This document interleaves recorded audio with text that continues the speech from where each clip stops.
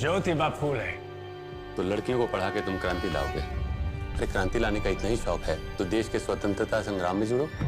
अंग्रेजों की गुलामी तो सिर्फ 100 साल पुरानी है। एक पुरानी सीढ़ी पर बैठा हुआ एक बुजुर्ग व्यक्ति, जिसकी आंखों में अनुभवों का समंदर और चेहरे पर संघर्षों की लकीरें थीं, अचानक से थिएटर से बाहर निकलते वक्त कुछ पल के लिए ठहर गया। वो नजरें झुकाए हुए था, जैसे किसी गहरी सोच में डूबा हो। उसके हाथ में फिल्म फुले का टिकट था और उसके चेहरे पर आंसू थे। ये इंसान और कोई नहीं बल्कि भारत के सिनेमा जगत के वो चमकते सितारे थे जिन्हें लोग मिथुन दा कहकर पुकारते हैं। कभी अपने डांस से लाखों दिलों की धड़कन बनने वाले मिथुन चक्रवर्ती, जो अपने जमाने में एक्शन और इमोशन का दूसरा नाम हुआ करते थे, आज भावनाओं में इस कदर बह चुके थे कि शब्द भी उनका साथ छोड़ चुके थे। फिल्म फुले ने उन्हें तोड़ कर रख दिया था। एक ऐसा तोहफा जो उन्होंने उम्मीद नहीं की थी, लेकिन जब मिला तो उन्हें अंदर से हिला गया। इस दिन का आगाज बहुत साधारण था।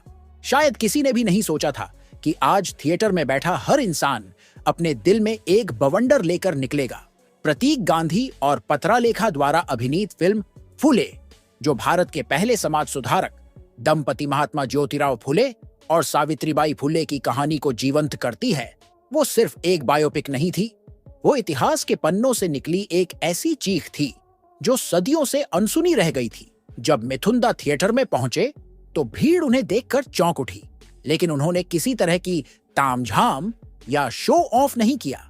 एक आम दर्शक की तरह लाइन में खड़े होकर टिकट लिया और चुपचाप अपनी सीट पर जाकर बैठ गए। शायद उन्हें खुद भी नहीं पता था कि ये फिल्म उन्हें किस भावनात्मक सफर पर ले जाने वाली है।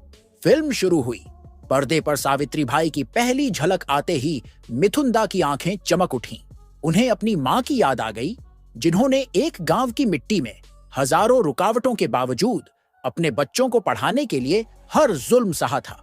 वो दृश्य जब सावित्रीबाई स्कूल जाती है और लोग उन पर गोबर फेंकते हैं, वहां मिथुन दा की आंखें नम हो गईं। उन्होंने खुद उस दौर को जिया था जब समाज में जात पात की दीवारें इतनी ऊंची थीं कि इंसान की इंसानियत भी घुट जाती थी। फिल्म का हर सीन उन्हें खींचकर अतीत में ले जा रहा था। एक जगह जब ज्योतिराव फुले अपने पिता से कहते हैं कि शिक्षा सबका अधिकार है, चाहे वो किसी भी जाति का हो, उस डायलॉग ने मिथुन दा को भीतर तक झकझोर दिया। उन्हें अपने स्ट्रगल के दिन याद आ गए, जब एक बंगाली ब्राह्मण परिवार से आने के बावजूद उन्हें कोलकाता की गलियों में भूख, गरीबी और बेइज्जती का सामना करना पड़ा था। हर एक डायलॉग, हर एक भाव जैसे उनकी जिंदगी से मेल खा रहा था। उन्होंने कभी सपने में भी नहीं सोचा था कि उन्हें एक फिल्म इस कदर तोड़ देगी। जब फिल्म खत्म हुई, थिएटर में सन्नाटा था। लोग अपनी जगह पर जमे हुए थे, जैसे किसी ने उन्हें जड़ कर दिया हो। और उन्हीं में से एक थे मिथुन चक्रवर्ती। वो उठे, धीरे धीरे बाहर निकले, लेकिन बाहर आते वक्त किसी ने उनसे सवाल किया, सर, फिल्म कैसी लगी? मिथुन दा ने कुछ पल चुप रहकर जवाब दिया, ऐसी फिल्में इतिहास में बहुत कम बनती हैं। ये फिल्म सिर्फ एक कहानी नहीं है, ये एक क्रांति है और ये हर भारतीय को देखनी चाहिए, क्योंकि ये बताती है कि बदलाव कोई बड़ी बड़ी बातें करके नहीं आता। वो आता है जब कोई आम इंसान हिम्मत करता है, डट कर खड़ा होता है और कहता है, बस बहुत हुआ। उनके शब्दों में गूंज रही थी सच्चाई, वो सच्चाई जो शायद हम सब ने अनसुनी कर दी थी। उन्होंने कहा, मैंने आज सिर्फ एक फिल्म नहीं देखी, मैंने वो इतिहास देखा जिसे स्कूलों में हमें कभी नहीं पढ़ाया गया। मैंने उस महिला की पीड़ा देखी जो अपने पति के साथ समाज की बेड़ियों को तोड़ती है, और मैंने उस साहस को महसूस किया जिसे आज की पीढ़ी भूल चुकी है। उनकी ये बातें सोशल मीडिया पर आग की तरह फैल गईं। हर जगह एक ही चर्चा थी, मिथुन दा का इमोशनल रिएक्शन। टीवी चैनल्स पर डिबेट होने लगी, न्यूज़पेपर में हेडलाइंस छप गई, मिथुन चक्रवर्ती की आंखों से छलके आंसू, फिल्म फुले ने किया भावुक। लेकिन इस सब के बीच एक और पहलू सामने आया। महाराष्ट्र के कुछ ब्राह्मण संगठनों ने फिल्म पर सवाल खड़े कर दिए। उनका कहना था कि इस फिल्म में ब्राह्मणों को गलत तरीके से दिखाया गया है और यह एक खास एजेंडे को बढ़ावा देती है। लेकिन मिथुन दा का जवाब साफ था, अगर सच्चाई से डर लगता है तो सवाल फिल्म पर नहीं, सोच पर उठना चाहिए। उन्होंने साफ कहा कि इतिहास को छुपाने से इतिहास नहीं बदलता, बल्कि उसे स्वीकार करके ही हम एक बेहतर समाज की ओर बढ़ सकते हैं। उन्होंने उदाहरण दिया कि जब उन्होंने अपने करियर की शुरुआत की थी तो लोग उन्हें उनके रंग, उनके नाम और उनके उच्चारण के कारण रिजेक्ट कर देते थे, लेकिन आज वही लोग उन्हें सम्मान देते हैं। उन्होंने कहा, परिवर्तन मुमकिन है, बस हिम्मत चाहिए। फिल्म फुले ने एक नया दरवाजा खोल दिया था, जहां एक तरफ लोगों को सावित्रीबाई फुले के संघर्षों से प्रेरणा मिली, वहीं दूसरी तरफ मिथुन दा जैसे दिग्गज कलाकार की प्रतिक्रिया ने इस फिल्म को और भी ऊंचाइयों पर पहुंचा दिया। उन्होंने कहा, मुझे नहीं पता कि इस फिल्म को कितने अवार्ड मिलेंगे, लेकिन मेरे लिए ये फिल्म मेरे दिल का हिस्सा बन गई है। उन्होंने आगे कहा, जब एक महिला को शिक्षा देने के लिए समाज उसे गालियां देता है, जब एक आदमी अपनी पत्नी के साथ मिलकर समाज की मानसिकता से लड़ता है, तो वह सिर्फ एक क्रांतिकारी नहीं होता, वह एक मिसाल होता है और आज की पीढ़ी को यही मिसाल चाहिए। फिल्म के निर्माताओं ने जब मिथुन दा की बातें सुनी तो उनकी आंखों में भी आंसू थे।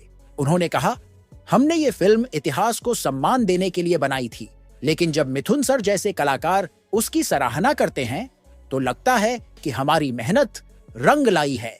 इसके बाद कई बड़े स्टार्स भी सामने आए और फिल्म की तारीफ करने लगे, लेकिन मिथुन दा की बातों में जो सच्चाई और अनुभव था वो किसी और में नहीं था, क्योंकि उन्होंने सिर्फ एक्टिंग नहीं की थी, उन्होंने जिंदगी को जिया था, उसी तरह जैसे फुले दंपति ने जिया था।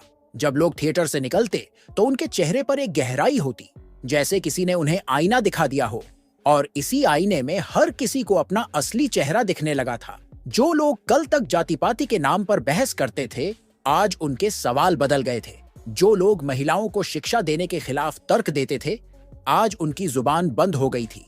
मिथुन दा ने एक इंटरव्यू में कहा, अगर आज सावित्रीबाई फुले जिंदा होती तो मैं उनके पैर छूकर आशीर्वाद लेता, क्योंकि उन्होंने जो काम किया वो आज के किसी भी नेता या अभिनेता के बस की बात नहीं।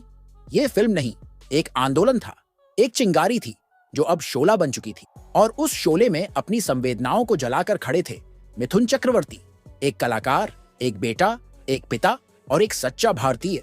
उनकी बातों ने लाखों लोगों को सोचने पर मजबूर कर दिया। स्कूलों में, कॉलेजों में, ऑफिसों में, हर जगह सिर्फ एक ही चर्चा थी, फुले और मिथुन दा। उनके रिएक्शन ने एक नई बहस छेड़ दी थी। क्या हम वाकई अपने इतिहास को समझते हैं? क्या हम वाकई बदलाव चाहते हैं? और अगर हाँ, तो फिर हमें सावित्रीबाई और ज्योतिराव फुले से बड़ा उदाहरण और कौन मिल सकता है? ये कहानी यहीं खत्म नहीं होती, क्योंकि जैसे जैसे फिल्म का असर बढ़ता गया, वैसे वैसे देश के कोने कोने से ऐसी आवाजें आने लगी जो अब तक खामोश थीं, और इस चुप्पी को तोड़ने वाले पहले सितारे बने मिथुन चक्रवर्ती। उन्होंने हमें दिखाया कि एक फिल्म भी क्रांति ला सकती है, अगर उसका संदेश सच्चा हो और उसकी आत्मा जिंदा हो। तो दोस्तों, अगली बार जब आप किसी फिल्म को सिर्फ मनोरंजन मानकर देखना चाहें, तो एक बार फुले को याद जरूर करिएगा, क्योंकि कुछ फिल्में सिर्फ स्क्रीन पर नहीं चलती, वो आपके दिल के अंदर चलती हैं और आपको वो दिखा जाती हैं जो शायद जिंदगी की भाग दौड़ में आप भूल गए हो। और अंत में जब मिथुन दा से पूछा गया कि वो इस फिल्म को क्या रेटिंग देना चाहेंगे, तो उन्होंने मुस्कुराकर कहा, ये फिल्म रेटिंग के लिए नहीं बनी, ये फिल्म सिर्फ महसूस करने के लिए बनी है।